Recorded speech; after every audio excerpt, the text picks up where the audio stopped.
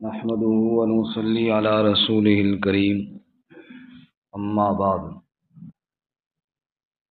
معزز سامعین، گزشتہ درس ہمارا سورۃ النساء کے آخر تک ہوا تھا۔ اس کے بعد ہے جی سورۃ المائدہ۔ سورۃ المائدہ میں جو مرکزی مضمون ہے وہ یہ ہے، کسی چیز کو حلال کرنا اور حرام کرنا، حلت اور حرمت کا اختیار صرف اللہ تعالیٰ کے پاس ہے۔ لوگوں نے اپنی طرف سے اگر کوئی چیز حرام بنائی ہے تو اس کی کوئی حیثیت نہیں ہے، اور اگر اللہ نے ایک چیز کو حلال قرار دیا ہے کوئی اس کو حرام بھی نہیں کر سکتا۔ ابتدا میں سورہ مبارکہ کے شروع میں ہی اس مسئلے کو اللہ تعالیٰ نے بیان کرنا شروع فرما دیا۔ وحلت لکم بہیمۃ الانعام الا ما یتلی علیکم غیر محل الصید وانتم حرم۔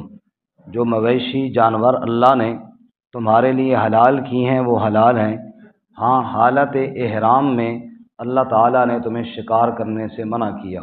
حدود حرم ہو یا حالت احرام ہو تو بندے کو شکار کرنے کی اجازت نہیں ہے۔ وہ ممانعت بھی اللہ کی طرف سے ہے، اور عام جگہوں میں جو جانور حلال ہیں یہ حلال بھی اللہ کی طرف سے ہے۔ جس کو اللہ نے حلال کیا وہ حلال ہے، جس کو اللہ نے حرام کیا وہ حرام ہے۔ وَإِذَا حَلَلْتُمْ فَاصْطَادُوا، اور جب حالت احرام نہ ہو پھر شکار کرنے کی اجازت ہے۔ اس کے بعد چند دیگر حرام چیزوں کا بیان کیا جن کو اللہ نے حرام کیا۔ حرمت علیکم المیتہ، مردار حرام ہے، والدم، دم مسفوح بہتا ہوا خون حرام ہے، ولحم الخنزیر، خنزیر کا گوشت حرام ہے، وما اہل لغیر اللہ بہ، غیر اللہ کے نام پر دی جانے والی چیز حرام ہے، والمنخنقۃ والموقوذۃ، گلا گھونٹ کر جو چیز مر جائے اور مار دیا جائے وہ حرام ہے، چوٹ لگنے سے جو مر جائے وہ حرام ہے، اوپر سے بلندی سے کوئی جانور نیچے گرے وہ حرام ہے، والنطیحۃ، جانور آپس میں لڑے اور سینگ مار کر دوسرے کو مار ڈالا وہ حرام ہے، وما اکل السبع، جس کو بھیڑیوں نے مار ڈالا وہ حرام ہے۔ ان تمام چیزوں میں سے یعنی گری ہوئی، چوٹ لگی ہوئی، بھیڑیے کی کھائی ہوئی، الا ما ذکیتم، اگر ذبح کر لی جائے، اس میں بھی جان باقی ہو، ذبح کر لی جائے تو حلال ہو جائے گی، اور اگر بغیر ذبح کے انہی زخموں سے مر جائے تو وہ حرام ہوگی۔ وما ذبح علی النصب، اور جو غیر اللہ کے آستانوں پر جا کر چیزیں ذبح کی جاتی ہیں وہ بھی حرام ہے۔ اگر آپ غور فرمائیں تو اسی آیت مبارکہ میں دو چیزیں بیان ہوئیں۔ اسی آیت میں پہلے بیان ہوا ما اہل لغیر اللہ بھی، اور پھر آگے بیان ہوا ما ذبح علی النصب۔ ما اہل لغیر اللہ بھی ہر وہ چیز جو اللہ کے علاوہ کسی اور کے نام پر دی جائے، چاہے ذبیحہ ہو چاہے کوئی اور چیز ہو، اور ما ذبح علی النصب، جو جانور خاص ایسی جگہوں پر جا کر ذبح کیے جائیں جہاں پر شرک کے اڈے ہیں اور غیر اللہ کے تقرب کے لیے ذبح کیے جاتے ہیں، ان سے بھی بچو، وہ بھی اللہ تعالیٰ نے حرام قرار دیے ہیں۔ وَأَن تَسْتَقْسِمُوا بِالْأَزْلَامِ، تیروں کے ساتھ تقسیم کو بھی اللہ تعالیٰ نے حرام کی ہے۔ زمانہ جہالت میں جو تیروں کے ساتھ تقسیم ہوتی تھی اس کی کئی صورتیں تھیں، ان میں سے ایک صورت میں عرض کرتا ہوں۔ ہمارے ہاں آپ جانتے ہیں جی، قربانی کے دنوں میں ایک جانور میں 7 آدمی ہوتے ہیں، پھر وہ گوشت تقسیم کیا جاتا ہے جو برابر برابر تول کر کیا جاتا ہے کہ کوئی ایک بوٹی بھی کسی کی طرف زیادہ نہ جائے۔ یہ تو ہے شرعی طریقہ۔ تیروں کے ساتھ تقسیم کرنے کا زمانہ جہالت میں ایک طریقہ یہ تھا کہ 7 بندے ہیں یا 10 بندے ہیں، ایک اونٹ میں شامل ہو جاتے، اور اس کی جب تقسیم کی باری آتی تو وہ اپنے بتوں کے پاس جو مجاور ہوتے ان کے پاس آتے کہ آپ ہمیں یہ تقسیم کر کے دیں۔ ان کے پاس تیر ہوتے، تیر تھیلے میں ڈالے ہوئے ہوتے، ان تیروں پر مختلف کلمے لکھے ہوتے، مثلا ہم 7 بندے ہیں، اس اونٹ کے شریک ہیں، اس میں گوشت تقسیم کرنا ہونا ہے ہم 7 بندوں پر۔ میں آگے گیا ہوں جی، میرے نام کا جناب نکالو جی، تیر نکالو، میرا کتنا حصہ بنتا ہے؟ وہ تیر ایک نکالا، اس پر لکھا ہوا تھا نصف، تو آدھا حصہ اس اونٹ کا مجھے مل جائے گا۔ پیچھے بندے رہتے ہیں 6 اور گوشت رہ گئے آدھا۔ اب اگلا بندہ گیا، اس میں لکھا ہوا ہے جی ربو، تو چوتھا حصہ اس کو مل گیا، اگلے کو جتنا لکھا ہوا آیا مل گیا، باقی تو گوشت ختم ہو گیا، اب جناب باقی تیر خالی ہوں گے، جو جائے گا وہ تیرے حصے کا بھی کوئی نہیں، تیرے حصے کا بھی کوئی نہیں۔ اللہ نے اس کو حرام کیا ہے۔ اس کی موجودہ صورت ہمارے ہاں لاٹری کی ہوتی ہے، سب بندوں نے پیسے جمع دیے، ایک کو مل گئی، باقی محروم رہ جاتے ہیں۔ فرمایا اس چیز کو اللہ تعالیٰ نے حرام کی ہے، اس کی کوئی حیثیت نہیں ہے، اس کے قریب بھی نہ جاؤ۔ ذالکم فسق، یہ سب گناہ کی چیزیں ہیں، ان سے اجتناب کرو۔ الیوم اکملت لکم دینکم، دین اللہ نے کامل کر دیا۔ واتممت علیکم نعمتی، اور اپنی نعمت تمہارے اوپر تمام کر دی۔ ورضیت لکم الاسلام دینا، اور اب اللہ نے تمہارے لیے اسلام کو ہی بطور دین پسند کیا ہے۔ جو ضابطے اور جو قوانین اللہ نے اسلام میں بیان کیے ہیں، بس انہی پر کاربند رہو، مزید ان میں اپنی طرف سے اضافہ یا کمی کی کوشش مت کرو۔ اور یہ آیت مبارکہ بہت بڑا اعزاز بھی ہے اس امت کا کہ دین کامل ہو گیا اور مکمل ہو گیا۔ یہی وجہ تھی کہ یہودیوں نے حضرت عمر رضی اللہ تعالیٰ عنہ سے کہا کہ تمہارے قرآن میں ایک ایسی آیت ہے، اگر وہ ہم پر نازل ہوتی تو ہم اس دن تو عید مناتے۔ فرمایا کون سی آیت؟ تو انہوں نے یہی والی آیت پڑھی، الیوم اکملت لکم دینکم، دین کامل ہو گیا، اتنی بڑی خوشی کی بات ہے۔ حضرت عمر رضی اللہ تعالیٰ نے فرمایا تم جانتے نہیں ہو یہ آیت رسول اللہ صلی اللہ علیہ وسلم پہ کب نازل ہوئی؟ یہ عرفے والے دن نازل ہوئی، یعنی 9 ذوالحجہ کو جب حاجی عرفات کے میدان میں ہوتے ہیں تب نازل ہوئی۔ حضور عرفے پہ تھے اور جمعے کا دن تھا، وہ دن تو ہمارا پہلی برکتوں والا تھا، اور اللہ تعالیٰ نے اس خاص برکتوں والے دن میں ہمیں یہ اعزاز بھی عطا فرمایا کہ دین کامل ہو گیا ہے، ہمیں نئی عید بنانے کی ضرورت کوئی نہیں ہے۔ اس کے بعد آگے اللہ فرماتے ہیں لوگ پوچھتے ہیں حلال کیا چیزیں ہیں، ان میں ایک اور چیز بھی اللہ تعالیٰ نے بتائی، وہ یہ ہے کہ شکاری جانور جو شکار کرتے ہیں ان کا مارا ہوا بھی حلال ہے، لیکن چند شرائط کے ساتھ، غور کیجیے جی۔ نمبر 1 پہلی بات یہ ہے وما علمتم، کہ وہ جانور جو شکار کرنے والا ہے وہ شکاری جانور ہو، دوسرا نہ ہو۔ مثال کے طور پہ بعض لوگ کتوں کے ساتھ شکار کرتے ہیں، ایک عام یہ کتے ہوتے ہیں چیرنے پھاڑنے والے، ایک شکاری کتے ہوتے ہیں خاص، وہ شکار کو سمجھتے ہیں، اور ان کی سمجھنے کی علامت اور پہچان کیسے ہے؟ وہ یہ ہے کہ یہ جو عام کتا ہوتا ہے نا، یہ مثال کے طور پہ خرگوش کو دیکھے گا تو اس کے پیچھے لگ جائے گا، جبکہ وہ شکاری کتا نہیں لگتا جب تک کہ مالک اس کو اشارہ نہیں کرتا، تو جب مالک اس کو چھوڑتا ہے وہ تب اس کے پیچھے جاتا ہے، یہ ایک نشانی ہے۔ دوسری نشانی یہ ہے کہ وہ پیچھے بھاگ رہا ہوتا ہے اور مالک اپنی مخصوص سیٹی یا آواز کے ساتھ اگر اس کو روکتا ہے تو وہ رک جاتا ہے۔ تیسری اس کی نشانی یہ ہوتی ہے کہ وہ پکڑ کے خود نہیں کھاتا بلکہ صرف دبوچ کر رکھتا ہے، مالک کا انتظار کرتا ہے، وہ مالک جا کے اس سے پکڑ لیتا ہے، وہ بس کتے کا اتنا ہی کام ہوتا ہے۔ یہ ہیں شکاری سدھائے ہوئے، پڑھائے ہوئے، تعلیم یافتہ، یعنی جو شکار کے کام کو جانتے ہیں۔ اللہ فرماتا ہے وہ جو شکاری جانور ہے ان کا ذبیحہ، ان کا مارا ہوا، وہ کیسے؟ نمبر 1 من الجوارح ہے، وہ اگر شکار کو انہوں نے پکڑا ہے تو زخم کیا ہے، زخم سے کوئی خون نکلا ہے، کھانے کے لیے نہیں، پکڑتے پکڑتے زخم ہو گیا ہے، اور پکڑ کر اس جانور نے اس خرگوش وغیرہ کو روک کے رکھا ہوا ہے، زخمی ہو گیا، مالک پہنچتے پہنچتے ذرا تاخیر ہو گئی، اتنے میں وہ جناب مر گیا وہ خرگوش۔ اللہ فرماتا ہے اگر اس نے زخمی کیا ہے اور تم نے اس جانور کو چھوڑتے وقت بسم اللہ پڑھی ہے، یہ شکار کے اصولوں میں سے ہے کہ جب اس کو چھوڑا جائے تو تکبیر پڑھ کے چھوڑا جائے، اگر تم نے تکبیر پڑھ کے اس کو چھوڑا ہے، اس نے اس کو زخمی کیا ہے، تو پھر اللہ تعالیٰ نے اس جانور کو تمہارے لیے حلال قرار دیا ہے، اس کو تم کھا سکتے ہو۔ لیکن اگر یہ شرطیں نہ پائی جائیں جو میں نے ابھی مختصر آپ کے سامنے عرض کر دی ہیں تو پھر حلال نہیں ہوتا۔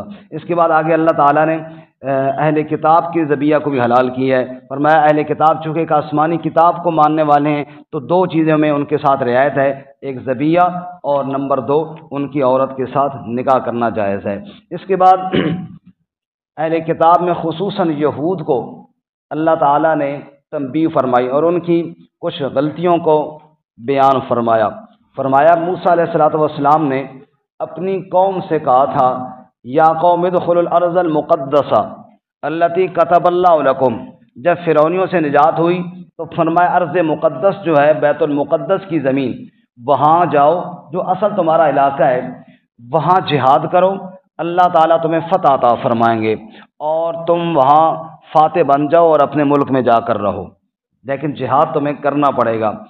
انہوں نے جواب میں موسیٰ علیہ السلام سے کہا ان فیہا قوما جبارین، موسیٰ بڑے ظالم لوگ وہاں قابض ہیں، یہ جہاد کرنا تو مشکل کام ہے، ان سے کون لڑے گا؟ آپ اس طرح کریں نا، ان کو اطلاع دے دیں کہ ہم آ رہے ہیں، سمجھ آئی؟ فَإِن يَخْرُجُوا مِنْهَا فَإِنَّا دَاخِلُونَ، انہوں نے پتہ چلے بھائی صاحب تشریف لے آئے نے، فرعونیوں سے آزاد ہو گئے ہیں، تو ان کو ہمارا پتہ چلے فَإِن يَخْرُجُوا مِنْهَا، وہ خود نکل جائیں وہاں سے، تو فَإِنَّا دَاخِلُونَ، ہم وہاں داخل ہو جائیں گے، ورنہ لڑائی اور جہاد ہم سے نہیں ہوتا۔ بھلا اس طرح کبھی کوئی ملک دیتا ہے جی؟ بولو جی، ہم دوسرے ملک والوں کو پیغام بھیجیں بھائی جی آپ ذرا ملک خالی کرو، ہم یہاں پہ آنا چاہتے ہیں، کسی بندے کو آپ کہیں یار تو مکان خالی کر دے، تیرے مکان میں رہنا چاہتا ہوں، کون دیتا ہے جی؟ کہتے ہیں بلی اپنے گھر میں شیر کے ساتھ پنگا لے لیتی ہے اور گھر میں نہیں گھسنے دیتی، اپنے گھر میں کون گھسنے دیتا ہے بغیر جہاد اور بغیر لڑائی کے؟ لیکن موسیٰ علیہ السلام کی قوم نے کہا جی ہم ویسے تو جہاد تو نہیں کر سکتے، آپ ان کو کہیں وہ نکل جائیں۔ دو آدمیوں نے کہا بھی بھئی توکل کرو، بھروسہ کرو، انہوں نے کہا جی موسیٰ بات ہے سیدھی سیدھی، انا لن ندخلها ابدا، ہم ہرگز کبھی بھی نہیں جائیں گے جب تک وہ وہاں پر ہیں، فاذهب انت وربك فقاتلا انا هاهنا قاعدون، تو اور تیرا رب جا کر قتال کرو، ہم تو نہیں جائیں گے، نعوذ باللہ من ذلک۔ بنی اسرائیل کی بات سن کر ہمیں ہنسی بھی آتی ہے، تعجب بھی ہوتا ہے، لیکن ہم خود یہی کچھ کر رہے ہیں۔ کتنے سال ہو گئے کشمیر فتح کرنے پہ لگے ہوئی ہیں جناب، جی یہی کر رہے ہیں نا ہم بھائی جناب، مظاہرے کر رہے ہیں، اپنی سڑکوں پہ جلوس نکال رہے ہیں، اپنے آپ بینر اٹھا کے جناب پھر رہے ہیں بھائی جی آزاد کر دیں جی، نکل جائیں جی، انڈیا والے نکل جائیں جی۔ اس طرح کون نکلتا ہے میرے بھائی؟ اور پچھلے کچھ عرصہ میں تو ایک بڑی عجیب ہنسنے والی بات یہ بھی ہوئی کہ جناب ہمارے ایک لیڈر صاحب نے فرمایا تھا کہ اپنے گھر میں کھڑے ہو جائیں جی، 2 منٹ کے لیے کیا ہو جائیں؟ کھڑے ہو جائیں۔ جی ہوئے تھا نا، 2 منٹ کے لیے کھڑے ہو جائیں، گھر میں ہیں آپ، بازار میں ہیں آپ، مسجد میں ہیں آپ، دکان میں ہیں، جہاں بھی ہیں کھڑے ہو جائیں۔ کیا ہو رہا ہے جی؟ اسی کے کشمیریاں دے نال ہیں جی، تو اندر کھڑا ہو گیا تو بادشاہ بڑا انقلاب آ جانا ہے، شکر ہے تو اندر کھڑا ہو جائے۔ اس کی وہ مجھے مثال یاد آتی ہے، کسی علاقے میں کوئی بھیڑیا تھا نا، لوگوں کی بکریاں کھا جاتا تھا، ایک بندہ ہی کوئی میری طرح دلیر اس کہ یار کوئی بندہ ہوتا نا اس بھیڑیے کو مار ڈالتا، اور مار کے نا اس کے ہاتھ پاؤں منہ شوں باندھ کر ہمارے سین کے اندر پھینک جاتا، اور میں ہوتا گھر کے اندر، اور اندر سے کنڈی لگی ہوئی ہوتی، لمبا سارا ڈنڈا میرے ہاتھ میں ہوتا، پھر میں دروازے کے سوراخ سے اس سے پوچھتا کس طرح تو بکریاں کھانا ہے۔ ہماری بھی وہی حالت ہے۔ اس طرح بھائی کشمیر فتح ہوگا جناب، ہمارے نوجوان جناب گتا رکھائیے نے پیچھے پونی لائی ہوئی جناب، اور ہاتھوں میں چوڑیاں پہنی ہوئی ہیں، اور جناب یہ کشمیر فتح کریں گے جناب، سبحان اللہ۔ اس طرح کشمیر فتح ہونا ہے، اللہ تعالیٰ سمجھ نصیب فرمائے۔ تو موسیٰ علیہ السلام کی قوم نے بھی یہی کہا تھا، تو اللہ نے کیا فرمایا؟ فَإِنَّا مُحَرَّمَةٌ عَلَيْهِمْ 40 سَنَةً، اگر یہ ان کا رویہ ہے نا، میری ذات پہ ان کو یقین کوئی نہیں ہے اور یہ جہاد کے لیے نہیں نکلتے، تو وہ 40 سال بھٹکتے رہیں گے اور ان کو فتح نصیب نہیں ہوگی۔ میرے بھائی صرف اگر اس طرح دعاؤں سے کام چلتا تو رسول اللہ صلی اللہ علیہ وسلم سے بڑا مستجاب الدعوات کون تھا؟ حضور صلی اللہ علیہ وسلم کبھی بدر میں، کبھی احد میں، کبھی خندق میں، کبھی خیبر میں، حضور اقدس صلی اللہ علیہ وسلم کو جانے کی کیا ضرورت تھی؟ صحابہ کرام کو شہید کروانے کی کیا، صرف دعائیں کرتے رہتے نا، لیکن نہیں، میدان میں گئے ہیں اور میدان میں جا کر بھروسہ تلوار پر نہیں رکھا، پھر اللہ سے دعائیں مانگی ہیں، پھر اللہ کی مدد آتی ہے۔ اس کے بعد آگے اللہ تعالیٰ نے آدم علیہ السلام کے 2 بیٹوں کا واقعہ سنایا، چونکہ بنی اسرائیل کا ذکر ہوا نا کہ جہاد سے انہوں نے کنی کترائی، آگے کترانے والے کا واقعہ بھی سنایا۔ آدم علیہ السلام کے 2 بیٹے تھے جی، ایک کا نام حابیل اور دوسرے کا نام قابیل۔ قابیل نے حابیل کو قتل کر دیا، اور کیوں قتل کیا؟ اللہ فرماتے ہیں اصل ہوا یوں، اذ قربا قربانا، دونوں نے قربانی کی، ایک کی قبول ہوئی یعنی حابیل کی قبول ہوئی اور قابیل کی قبول نہ ہوئی، تو قابیل کو حسد نے مجبور کیا اپنے بھائی کے قتل پر۔ ایک انسان جب کسی کی عزت دیکھتا ہے نا اور خود وہ کام نہیں کر سکتا، اس کے دل میں پھر حسد پیدا ہوتا ہے، اور حسد اتنی بری بیماری ہے کہ انسان کو قتل تک لے کر جاتی ہے۔ دنیا میں قتل بعد میں ہوا ہے اور حسد پہلے ہوا ہے، اور قتل جو ہوا ہے تو وہ حسد کی وجہ سے ہوا ہے۔ اللہ ہمیں حسد سے محفوظ فرمائے۔ اس لیے رسول اللہ صلی اللہ علیہ وسلم نے ارشاد فرمایا ان الحسد یاکل الحسنات کما تاکل النار الحطب، جس طرح آگ لکڑیوں کو جلا کر راکھ کر دیتی ہے نا، ایسے ہی حسد بھی انسان کی نیکیوں کو جلا کر راکھ کر دیتا ہے۔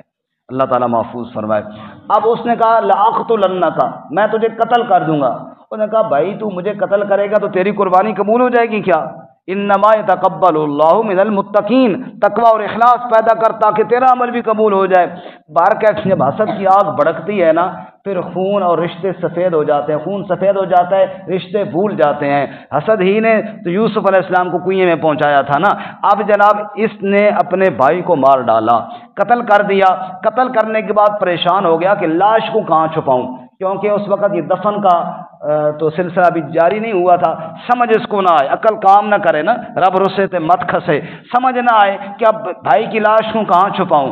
اللہ تعالیٰ نے ایک کوے کو بھیجا، فبعث اللہ غرابا، وہ کوا آیا یبحث فی الارض، وہ زمین کرید رہا تھا اور زمین کرید کر دوسرے مردہ کوے کو چھپا رہا تھا۔ اس نے دیکھا، اس نے کہا اوہو، اتنا خیال مجھے بھی نہ آیا، میں بھی یہ کام کروں۔ وہاں سے اس نے پھر زمین کو کھودا اور اپنے بھائی کی لاش کو چھپایا اور دفن کا سلسلہ جاری ہوا۔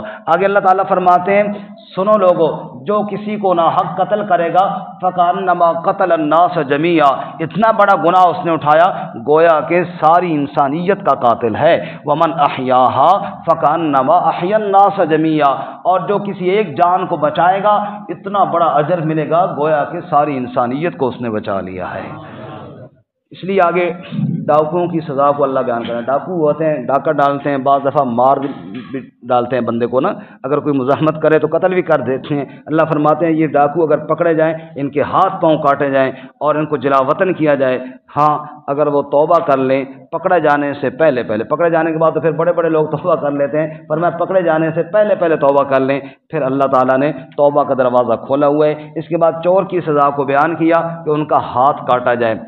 ہم نے 5ویں پارے میں پڑھا ہے ناحق قتل ہو جائے تو دیت دینی پڑتی ہے، کل بلکہ ہم نے پڑھا ہے۔ اور اگر وہی آدمی چوری کرے تو اس کی عزت کتنی رائے گاں چلی جاتی ہے کہ اللہ کہتے ہیں ہاتھ کاٹ کر اس کا پھینک دو۔ عزت اسی کی ہے جو اللہ کی ماننے والا ہے، جو اللہ کی کوئی نہیں مانتا اس کی کوئی عزت کوئی نہیں ہے۔ اس کے بعد اہل کتاب کو حکم دیا کہ آپ بھی انصاف کے ساتھ فیصلے کرو، جیسا کہ ہم نے قرآن مجید میں عدل اور انصاف کے فیصلے نازل کیے۔ میرے بھائیوں، قرآن مجید کے یہ فیصلے، جو چور کا ہاتھ کاٹنا ہے، زانی کو کوڑے مارنے ہیں، یہ حدود اللہ جو ہے نا، یہ انصاف کے فیصلے ہیں، اور ان پر عمل نہ کر کے معاشرے میں بے انصافیاں اور بے اعتدالیاں ہو رہی ہیں۔ آپ غور کریں نا جی، اگر ایک چور کا ہاتھ کاٹا جائے تو باقی سارے عبرت حاصل نہیں کریں گے، پھر آئندہ تو کوئی چوری کا سوچنے سے پہلے یہ سوچے گا کہ اگر میرا ہاتھ کاٹ گیا تو کیا ہوگا۔ اگر ایک بدکار کو اعلانیہ طور پہ درے مارے جائیں تو باقی لوگ تو سوچیں گے نہیں کل میرا اشر بھی یہ ہوگا۔ تو یہ سد باب ہے، روکنے کے لیے ہے۔ یہی وجہ ہے کہ اللہ تعالیٰ نے سورۃ نور میں ہم پڑھیں گے وہاں تفصیل کے ساتھ انشاءاللہ، وہاں پہ اللہ تعالیٰ نے جہاں حدود کا بیان کیا ہے وہاں پر یہ بتایا ہے وَلْيَشْهَدْ عَذَابَهُمَا طَائِفَةٌ مِّنَ الْمُؤْمِنِينَ، یہ بند کمرے میں سزائیں نہ دی جائیں، لوگوں کے سامنے دی جائیں تاکہ باقی لوگ بھی عبرت حاصل کریں۔ اور جو ان پر عمل نہیں کرے گا اللہ فرماتے ہیں وہ ظالم ہے اور وہ فاسق ہیں۔ پھر اہل کتاب کی طرف اللہ تعالیٰ نے روح سخن کیا اور ان کی کچھ برائیوں کو بیان کرنے سے پہلے ایمان والوں کو ان کے ساتھ دوستی سے منع کیا۔ فرمایا جو اللہ کی آیات کے ساتھ کھلواڑ کرتے ہیں وہ تمہارے دوست نہیں ہو سکتے۔ پھر رسول اللہ صلی اللہ زور سے بولیں صلی اللہ علیہ وآلہ وسلم کو حکم دیا آپ تبلیغ کریں جو ہم نے آپ کی جانب نازل کیا، اور اہل کتاب کو کھل کر کے بتائیں کہ جو تمہارے غلط نظریات ہیں وہ غلط ہیں۔ ان میں سے نصارہ کے 2 عقیدوں کا خاص کر رد فرمایا، لقد کفر الذین قالوا ان اللہ هو المسیح ابن مریم۔ عیسائیوں کا ایک گروہ کہنے لگا کہ نعوذ باللہ اللہ تعالیٰ عیسیٰ ابن مریم ہے، استغفر اللہ۔ اللہ فرماتے ہیں نہیں، وقال المسیح یا بنی اسرائیل اعبدوا اللہ، عیسیٰ علیہ السلام تو لوگوں کو اللہ کی عبادت کی طرف بلاتے اور ان بدبختوں نے عیسیٰ علیہ السلام کو ہی اللہ بنا لیا، نعوذ باللہ۔ دوسرا گروہ کہنے لگا ان اللہ ثالث ثلاثہ، اللہ 3 ہے، ایک اللہ ہے، ایک عیسیٰ علیہ السلام ہے اور ایک بی بی مریم ہے، ان تینوں کے مجموعے کا نام الہ ہے، نعوذ باللہ۔ اللہ تعالیٰ نے فرمایا وما من الہ الا الہ واحد، اللہ 3 نہیں، اللہ ایک ہی ہے، الہ ایک ہی ہے۔ اچھا، بی بی مریم اور عیسیٰ علیہ السلام یہ الہ کیوں نہیں ہے؟ بچے خاموش ہو جاؤ بھائی، وہ بچے ڈسٹرب کریں کافی دیر سے، سمجھ نہیں آ رہی تھی آواز کہاں سے آ رہی ہے، خاموش ہو جاؤ۔ اچھا، تو فرمایا یہ عیسیٰ علیہ السلام اور ان کی والدہ مریم علیہ السلام یہ الہ کیوں نہیں ہے؟ فرمایا دلیل یہ ہے، میری طرف دیکھیں جی، دلیل یہ ہے کانا یاکلان الطعام، کہ یہ دونوں کھانا کھاتے تھے، یہ دلیل ہے۔ اور اللہ نے ایسی دلیل بیان کی نا، اگر اس پہ غور کریں تو مزہ آ جائے۔ بھائی جو آدمی کھانا کھاتا ہے نا، یہ سارے چکر کھانے کی تو پڑے ہیں، مزدوری کر رہا ہے کھانے کے لیے، نوکری کر رہا ہے، روکھی سوکھی باتیں سن رہا ہے اپنے صاحب کی، بھائی کھانے کا، اگر کھانے کا چکر ہی ختم ہو جائے تو یہ سارے سلسلے ہی ختم ہو جائیں۔ اللہ فرماتے ہیں جو کھانا کھاتا ہو وہ کافی ساری محتاجیوں میں پھنسا ہوا ہوتا ہے، اور جو محتاجیوں میں پھنسا ہوا ہو وہ الہ اور معبود نہیں بن سکتا۔ معبود وہ ہوتا ہے جو سب کی حاجت روائی کرنے والا ہوتا ہے۔ اس کے بعد اللہ رب العزت نے قسم کی اقسام بیان کی ہیں۔ وہ بات ذہن میں رہے کہ چونکہ مسئلہ تو یہ چلا تھا کہ حلت اور حرمت کا اختیار اللہ کے پاس ہے۔ قسم کی 3 اقسام ہے جی۔ قسم کی کتنی اقسام ہیں؟ 3۔ پہلی قسم ہے جی یمین لغو، دوسری قسم ہے یمین غموس، تیسری قسم ہے یمین منعقدہ۔ یمین لغو یہ ہے جو انسان بغیر ارادے میں باتوں باتوں میں قسم کھا جاتا ہے۔ ایک بندہ کہتا ہے چپ کرو قسم، میں تو چپ نہ کروں، یہ قسم جو کہہ دیا نا، یہ قسم کا ارادہ نہیں تھا، ایویں زبان سے نکل گیا، یمین لغو، نہ کوئی ارادہ تھا، نہ کوئی قسم کی نیت تھی، نہ جناب کوئی مقصد تھا یہاں پہ قسم کا۔ اور قسم یار آج تو بڑی بھوک لگی ہے، اور قسم یار آج تو یہ ہو گیا، قسم یار بڑا شور ہے بات، قسم یار یہ ہو گیا۔ یہ جو قسمیں ہیں نا ان کا کوئی اعتبار نہیں ہے، یمین لغو، اس پر گناہ بھی کوئی نہیں ہے، اس کا کفارہ بھی کوئی نہیں ہے۔ یمین لغو جو ہے یہ ایک تو میں نے یہ مثال دی ہے نا کہ باتوں باتوں میں ویسے بغیر ارادے کے نکل جاتی ہے۔ ایک اس کی مثال اور بھی ہے، یعنی ایک قسم اس کی اور بھی ہے، وہ یہ ایک بندہ مغالطے میں قسم کھا لے۔ مثال کے طور پہ ہمارے کوئی دوست تھے راول پنڈی میں نے قاری اظہر صاحب کو بتایا کہ یار وہ فوت ہو گئے ہیں، مجھے کسی اور نے بتایا تھا، اب قاری صاحب نے آپ کو بتا دیا۔ آپ میں سے ایک بندے نے کہا نہیں جی میں نے تو ان کو ابھی دیکھا ہے، وہ ادھر ہی تھے۔ قاری صاحب کہتے ہیں یار قسمیں وہ فوت ہو گئے ہیں۔ اب انہوں نے قسم کیوں کھائی؟ انہوں نے میری اوپر اعتبار کر کے کھائی ہے کہ وہ جو کہہ رہا تھا تو بات اسی طرح ہوگی، انہوں نے قسم غلطی میں کھائی، حالانکہ بات اس طرح نہیں، ان کو اطلاع غلط ملی اور اس پر یقین کر کے انہوں نے قسم کھا لی، یہ یمین لغو ہے، اس پر گناہ کوئی نہیں ہے اور کفارہ بھی کوئی نہیں ہے، کیونکہ انہوں نے جھوٹ بولنے کی نیت بھی نہیں تھی اور جان بوجھ کر جھوٹ بولا بھی نہیں ہے، غلطی میں ہو گیا، اللہ معاف فرمائے گا۔ یہ ہے یمین لغو۔ دوسری قسم ہے یمین غموس۔ دوسری قسم کون سی ہے جی؟ یمین غموس۔ یمین غموس اس کو کہتے ہیں جو کسی گزشتہ واقعے کے بارے میں جان بوجھ کر جھوٹی قسم کھائی جائے۔ مثلا کل ظہر کی نماز کے بعد یہاں پہ درس ہوا تھا اور میں قسم کھاؤں کہ نہیں جی درس ہوا ہی کوئی نہیں تھا، یہ ہے یمین غموس۔ جھوٹی قسم اور جان بوجھ کر، مجھے پتہ بھی ہے کہ ایسا نہیں ہے، یہ بہت بڑا گناہ ہے، اتنا بڑا گناہ ہے۔ ایک حدیث مبارکہ میں رسول اللہ صلی اللہ علیہ وسلم نے شرک کے بعد اس کو گناہ بتایا ہے، اتنا بڑا گناہ ہے، لیکن کفارہ اس کا کوئی نہیں ہے، اس پر توبہ استغفار کی جائے، اللہ سے معافی مانگی جائے، کفارہ کوئی نہیں ہے۔ بعض بندوں نا سمجھتے ہیں ہر قسم کا کفارہ ہوتا ہے۔ میرے ایک مقتدی نے مجھے کہا کہ اس طرح کی قسم کے بارے میں، تو میں نے کہا یہ گناہ کا کام آپ سے ہوا ہے، بس آپ اللہ تعالیٰ سے توبہ کریں، استغفار کریں۔ کہتا نہیں جی کوئی کفارہ بھی دسو، میں کہا اس کا کفارہ نہیں ہوتا۔ اب اس کے ذہن میں تھا نا کہ قسم کا کفارہ ہوتا ہے، کہتا نہیں جی کوئی بھی ہے تو بتا دو۔ میں کہا تو 5000 دا میرے نمبر سے ایزی پیسہ کرا دے۔ کہنا جی خام خواہ شوق ہے بھائی کفارہ دینا ہی دینا تو پھر دے، ورنہ شرم تو کوئی نہیں ہے اس کا کفارہ، اس کا کفارہ کوئی نہیں ہے۔ تیسری ہے یمین منعقدہ، اس کا کفارہ یہاں پہ موجود ہے جی، وَلَٰكِنْ يُؤَاخِذُكُم بِمَا عَقَّدتُّمُ الْأَيْمَانَ، یہ میں قسم کھاتا ہوں کہ کل پرسوں یا آئندہ میں یہ کام کروں گا۔ مثلا میں آپ کے سامنے قسم کھاتا ہوں کہ اللہ کی قسم کل زور کے ٹائم میں یہاں آؤں گا اور بیان کروں گا۔ اب کل آ گیا، میں نہیں آیا، حالانکہ میں نے قسم کھائی تھی کہ میں آؤں گا۔ اب اس کا کفارہ بھی ہے، اور اگر جان بوجھ کر میں اس قسم کو توڑوں گا تو گناہ بھی ہے۔ اب کفارہ کیا ہے وہ سنیے جی۔ کفارہ یہ ہے فَكَفَّارَتُهُ اطعام 10 مساکین، 10 مسکینوں کو کھانا کھلانا، اور کھانا 2 ٹائم کا۔ شرن 2 ٹائم کا کھانا ہوتا ہے، ہمارے ہاں تو آج کل 3 ٹائم کا شروع ہو گیا ہے، لیکن شرن 2 ٹائم کا کھانا ہوتا ہے، صبح کا اور شام کا 2 ٹائم کا کھانا کھلانا، درمیانی قسم کا جو بندہ خود کھاتا ہے اس قسم کا کھانا کھلا دے یا پیسے دے دے کھانے کے بقدر، جو آج کل بن رہے ہیں تقریباً گندم کے حساب سے کم از کم 320 روپے بن رہے ہیں، اسی طرح ہے نا؟ جی، تو یہ ایک وقت کا ہوگا۔ یا جناب کپڑے دے دے 10 مسکینوں کو، 10 طالب علموں کو جناب فرسٹ کلاس جوڑے لے کر دے دے، یہ ہو گیا کپڑے یا کھانا، یہ ہے پہلا کفارہ۔ اور اگر کوئی آدمی یہ کام نہ کر سکتا ہو، بندہ غریب ہے، قسم اٹھا بیٹھا کفارہ دینا ہے، یہ کام نہیں کر سکتا، پھر اس نے 3 روزے رکھنے ہیں۔ کتنے روزے جی؟ 3۔ لیکن پہلے وہ کفارہ ہے، وہ مالی ہے، وہ دے سکتا ہے تو ٹھیک ہے، نہیں دے سکتا تو پھر 3 روزے رکھ لے۔ اور ایک تیسری چیز بھی ہے جو آج کل نہیں ہے، وہ ہے غلام آزاد کرنا۔ اس کے بعد شراب اور جوا اور تیروں کی تقسیم کو اللہ تعالیٰ نے حرام کیا۔ ہاں، جو فاروق صاحب نے سوال کیا کہ جو آدمی چیزیں بیچنے کے لیے قسم کھاتا ہے، یہ کون سی قسم ہے؟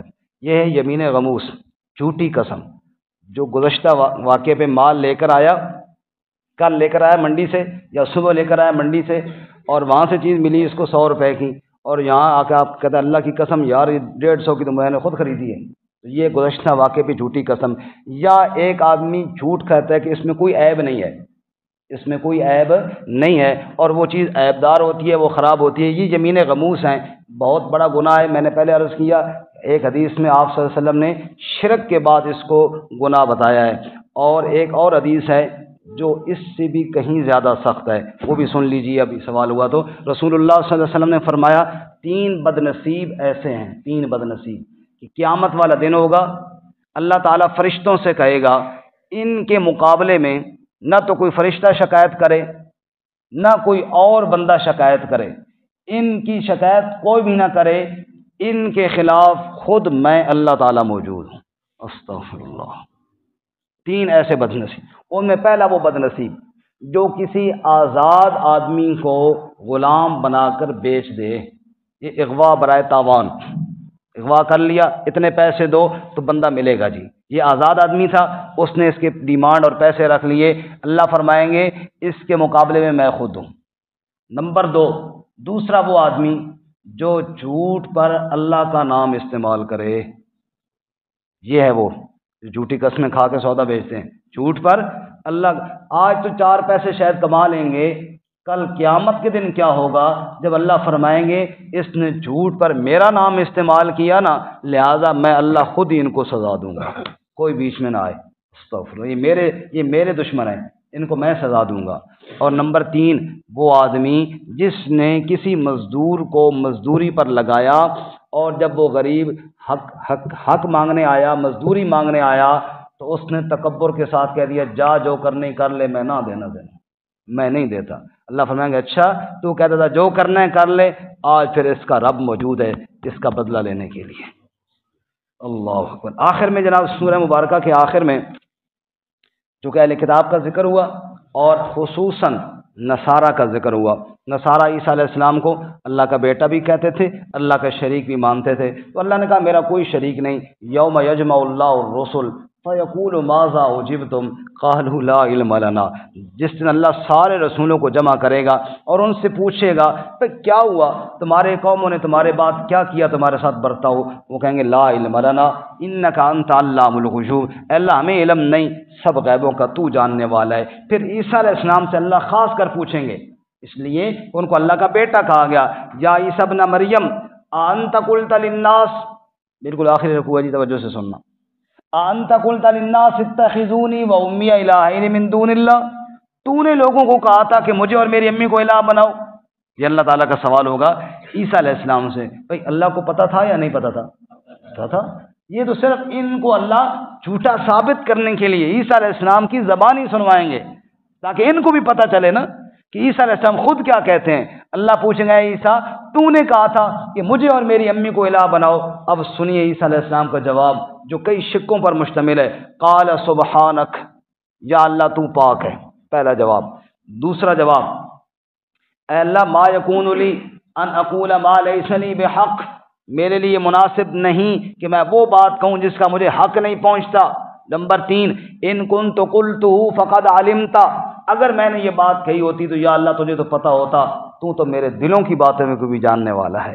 اور چوتھی بات، میں نے وہی کچھ کہا الا ما امرتنی بھی، جس کا تو نے مجھے حکم دیا، ان اعبدوا اللہ ربی و ربکم، کہ اللہ ہی کی عبادت کرو جو میرا بھی رب ہے اور تمہارا بھی رب ہے۔ پانچواں جواب، وکنت علیہم شہیدا ما دمت فیہم، جب تک میں وہاں رہا تب تک کی میں گواہی دیتا ہوں۔ فلما توفیتنی کنت انت الرقیب علیہم، جب تو نے مجھے اٹھا لیا، یا اللہ بعد کی باتیں مجھ سے نہ پوچھ، بعد کی باتیں تو جاننے والا ہے۔